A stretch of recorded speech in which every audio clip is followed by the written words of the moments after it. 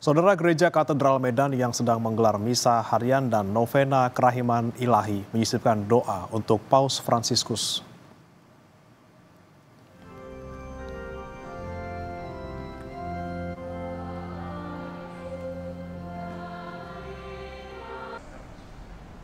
Dan disitulah Yesus mencatat, pergilah ke Galilea.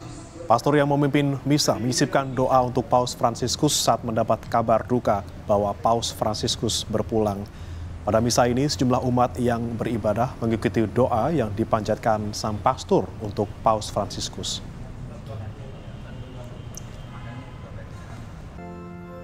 Baik, hari ini kita ada misa harian dan novena kerahiman ilahi hari keempat. Di situ kita mendoakan juga atas meninggalnya Paus Fransiskus yang sedang dirayakan juga dan secara live juga dari Vatikan. Dan kami juga tadi sudah mendoakan bersama-sama ketika berlangsungnya perayaan Ekaristi. Demikian.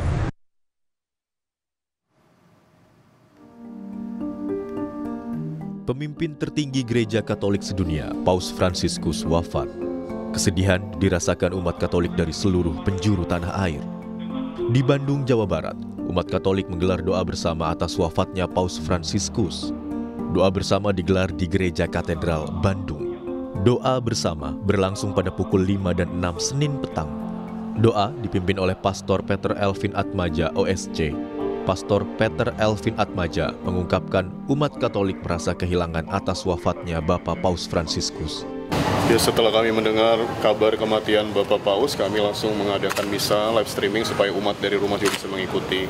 Yang merasa kehilangan tentu saja bukan hanya umat Katolik, karena beliau ini adalah tokoh internasional yang sangat memperjuangkan kemanusiaan. Beliau saya rasa tidak pernah mewakili gereja dengan terlalu fanatik begitu. Di Solo, Jawa Tengah, sejumlah umat Katolik menggelar misa Ekaristi mendoakan Paus Fransiskus yang wafat pada Senin. Umat Katolik sangat kehilangan sosok pemimpin yang sangat sederhana dalam melayani Tuhan dan gereja. Misa Ekaristi digelar di Kapel Santa Maria Magdalena Parmas, Solo, Jawa Tengah, Senin malam. Misa Ekaristi mengenang Paus Fransiskus merupakan aksi spontanitas dari umat Katolik. Ini menunjukkan rasa cinta yang besar kepada Bapak Suci yang sangat sederhana dalam melayani Tuhan dan gereja. Senin sore, sejumlah umat Katolik mengikuti misa harian dan novena kerahiman ilahi di Gereja Katedral Medan di Jalan Pemuda. Pastor yang memimpin misa menyisipkan doa untuk Paus Fransiskus kala mendapat kabar duka bahwa Paus Fransiskus sudah berpulang di Roma.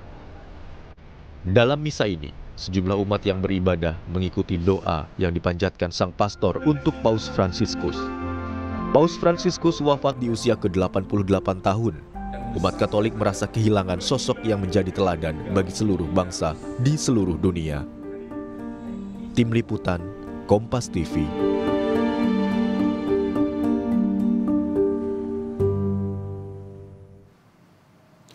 Misa pagi di Gereja Santa Maria Assumpta Kupang, Nusa Tenggara Timur, diisi dengan doa berpulangnya Paus Fransiskus.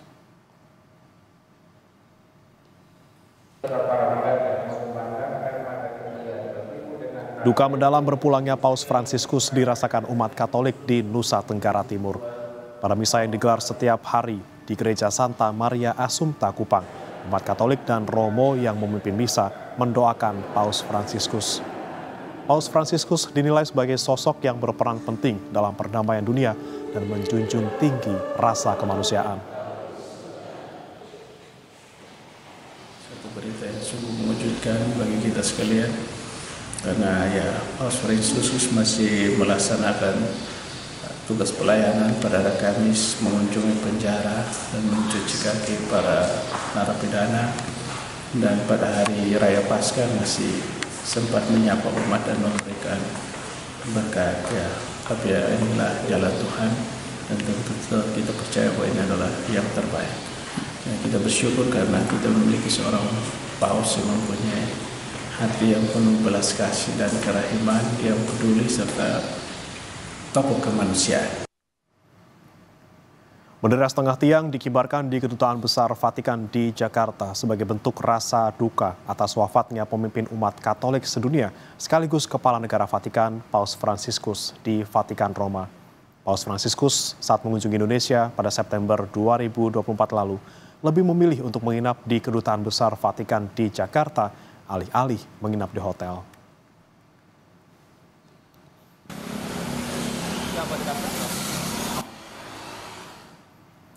Dan saudara, kini kita pantau situasi terkini di Kedutaan Besar Vatikan Jakarta dan Gereja Santa Maria Assumpta, Kupang, Nusa Tenggara Timur bersama jurnalis Kompas TV Eril Wiranata dan juru kamera Aufa Farid di Kedubes Vatikan serta jurnalis Kalix Taus di Kupang. Kita ke Kedutaan Besar Vatikan di Jakarta terlebih dahulu.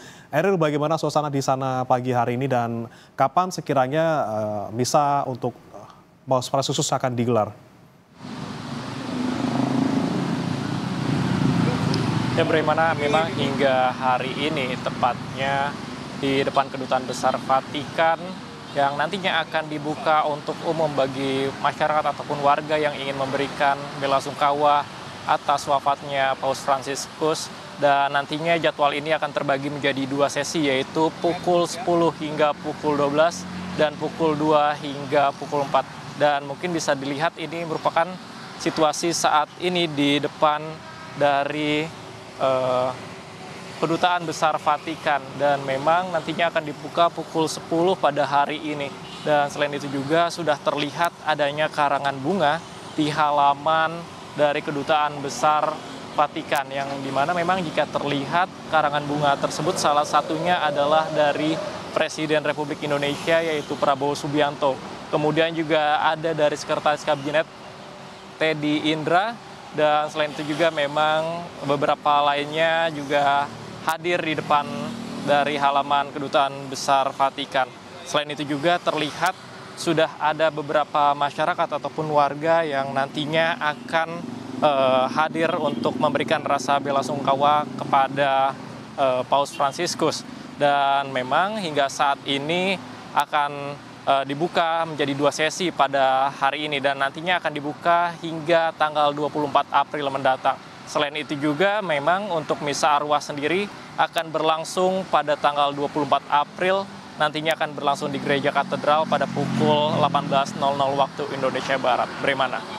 Eril, kalau terkait dengan pengamanan di sana untuk mereka yang sekiranya akan ke dalam untuk memberikan karangan bunga, apakah ada mekanisme khusus yang harus dilewati? Misalnya ada pemeriksaan pengamanan atau semacamnya?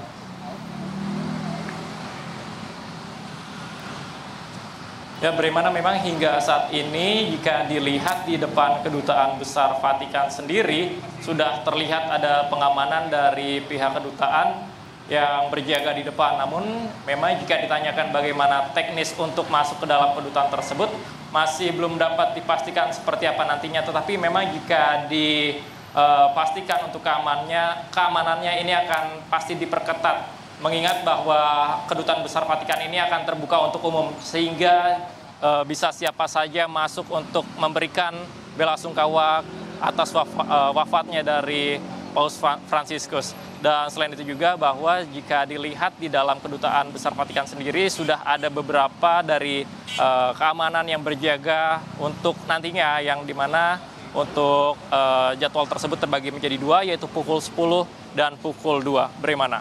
Baik, dari Jakarta kita beralih ke Nusa Tenggara Timur. Di Gereja Santa Maria Assumpta, Kupang, ada jurnalis Kompas TV Kalix Taus di sana. Kalix, bagaimana jalannya misa hari ini di sana?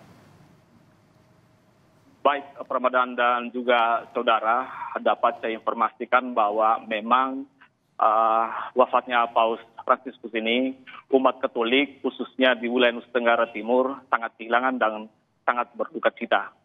Selain itu, dapat saya informasikan bahwa pada pagi tadi sekitar pukul 5.30 WITA itu digelar misa atau perayaan Ekaristi yang dihadiri oleh banyak umat Katolik di Kota Kupang. Imron. Ya, untuk doa kepada ataupun untuk Paus Fransiskus, sesinya seperti apa tadi berjalannya? Apa doa yang disampaikan oleh umat Katolik? Baik, Ramadan juga saudara, memang pada misa pada pagi tadi umat Katolik dan pastor atau romo yang memimpin perayaan Ekaristi sangat kusuk menyampaikan doa-doa kepada Paus yang telah berpulang pada Senin kemarin, Imron. Oke, ada doa khusus dan juga misa tadi dilakukan di sana. Terima kasih Karix Taus dari Kupang, Nusa Tenggara Timur. Sebelumnya ada rekan Eril Wiranata dari Kedutaan Besar Vatikan di Jakarta. Selamat bertugas kembali.